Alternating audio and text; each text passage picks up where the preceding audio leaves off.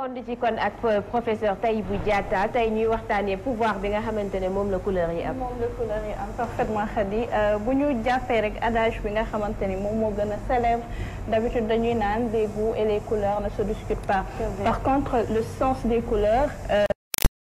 est essentiel dans le monde des affaires.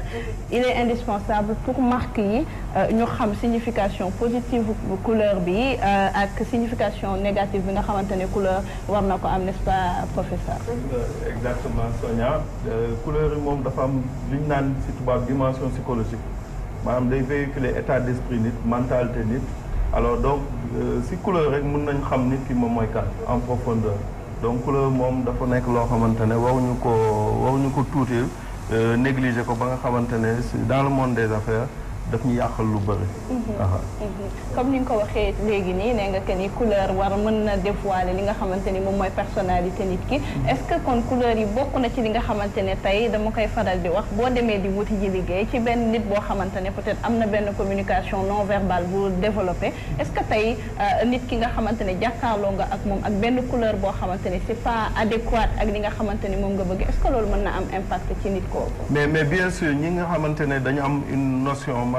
dañ ci am connaissance xam-xam bu baax ci communication non verbale boo ñëwee di def ak ñoom entretien dans un premier temps mun nañu la xool jàppale ci couleur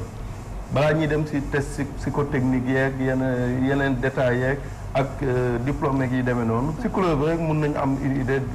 de ta personnalité ba nga xamante ne mun na la yàqal maanaam li nga xamante ne mooy opportunité d'emploi bi nga doon wut. Alors couleur yi nag seen signification. d'emblée maanaam ci tàmbali ñu xam ne man ni ma koy jàppee ak keneen ni mu koy jàppee docteur Guèye ak Sonia keneen ak keneen Maam Gassama ñëw ñëpp ku si nekk dafa dépendre ci expérience am mais aussi dafa dépendre ci état d'esprit parfois nit ki mais lu ci am solo ñu jàpp ko mooy que ne couleur du signification yi du lu figé day dépendre aussi parfois ci croyances culturelles yi ci zone yi par exemple Asie boo fa demee violet dañ naan mort mysticisme secret ka nga xamante ne dafa bëgg a violet en fait bu fekkee dafa nekk ci relation d'affaires négociation war na xool tout le temps ne man su may négocier asiatique kat lu mel ni violet du ma ko sol parce que mun na am beneen signification mun nañ jàpp ne ah man fu mu toll nii man maa ngi ci dëy wala maa ngi ci man nit ku mystique laa yi demee noonu donc dañ ciy bàyyi xel alors couleur nag dimension psychologique am dafa am corrélation ak emploi am corrélation ak le monde des affaires ci fànn ban alors ma joxe benn exemple la bouteille de Badois rouge alors dañ toll foo xamante ne Danone dafa demoon ba nga xamante ne 2% du marché des jeunes la soxla woon alors 2% boo koy wax day mel ni lu ñàkk solo c'est-à-dire day mel ni chiffre bu insignifiant mais en réalité en termes de chiffre d'affaires maanaam li muy indi ci xaalis dafa bëri alors Danone lu mu def indi ay experts communication mobiliser leen pendant 2 ans ne leen réfléchir leen ci couleur bi nga xamante ne mën na ma permettre man ci vente yi ma jóge fii dal fële alors léegi Danone lu mu def mooy que ne dafa dugg ci psychologie nit ñi def ay enquêtes ak yu demee noonu ak travail ak avec les experts ñooñu dem ba nga xamante ne benn waxtu biñ ci tolloo dañ ne ah bouteille bi de couleur bi léegi dañ koy changer pour mën a concurrencer ay Perrier ñi demee noonu alors donc couleur bi dañ koy changer lu ñu koy changer mooy dañ koy def mu xonq alors écriture yi weex alors dimension psychologique boobu nag xonq boobu am na peut-être boo xoolee lecture boo amee lecture rek nga am benn capacité d'analyse et de synthèse rek dina am lu mu la jox mooy que ne jeunes yi nga xamante ne lycéens yeeg universitaires yi demee noonu alors ñoom dañ toll foo xamante ne li ci ëpp ci phase boo xamante ne phase d'affirmation maanaam dañ toll foo xamante dañu bëgg a jaay jënki jaay na man kii laa yi demee noonu waaw seen psychologie nag lañ dugg ba nga xamante ne bouteille bi boo ko jëndee eau gazeuse la mais day mel ni alcool alors boo koy naan da ngay même benn am sentiment affirmation domination yi demee noonu tey jeunes yi dañ toll foo xamante ne foofu buñ fa tolloo ci seen existence loolu la ñuy dund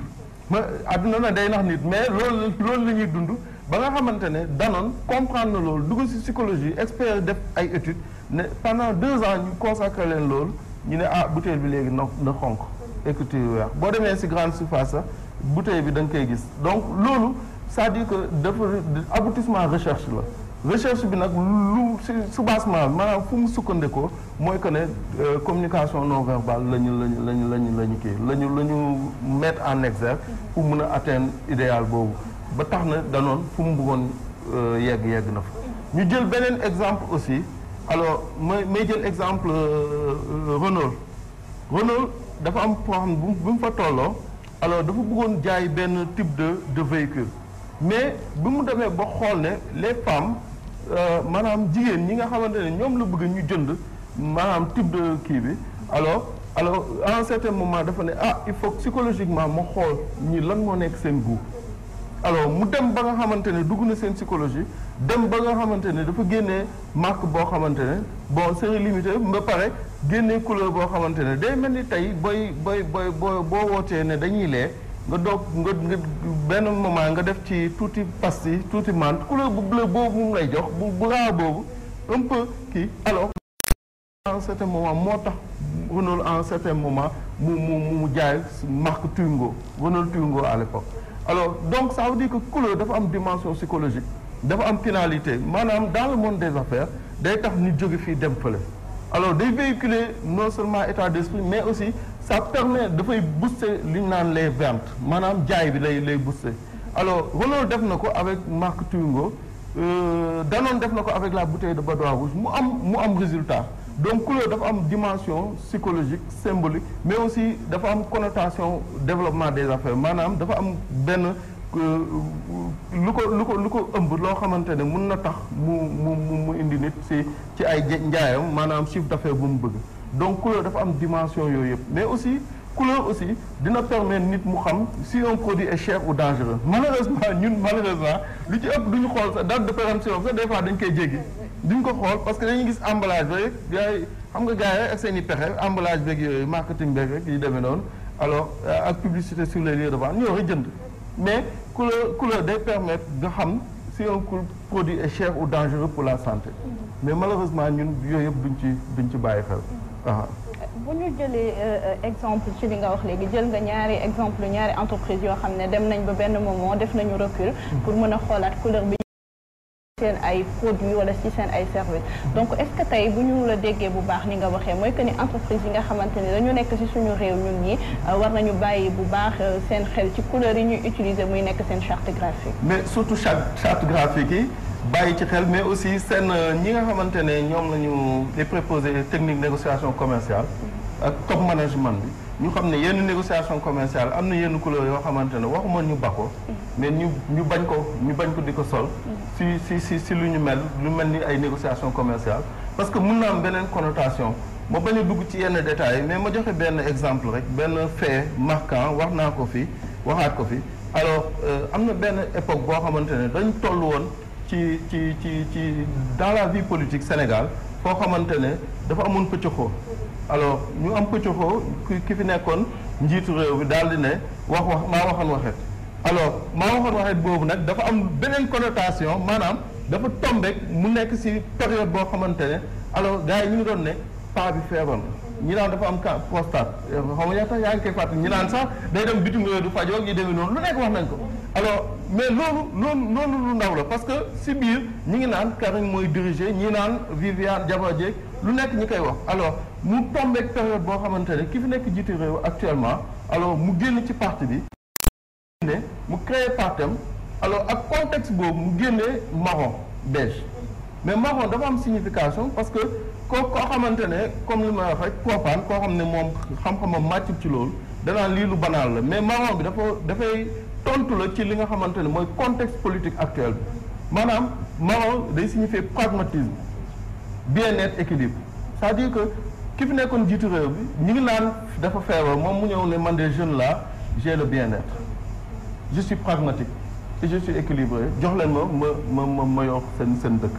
alors suñ dëkk bi à un certain moment lecture boobu lañ waroon def donc ça veut dire que à un certain moment aussi d'une manière ou d'une autre dañu reconnaître que am na coaching bu baax boo xamante ne par rapport au contexte bi moom indi na loo xamante ne day nekk élément de réponse mais aussi day rassurer ñi nga xamante ne moom li ñu mën a tuddee électorat donc couleur dafa am benn dimension boo xamante ne nit ñi dañ koy négliger alors man des fois il m'arrive sax dem ci salle de cours yi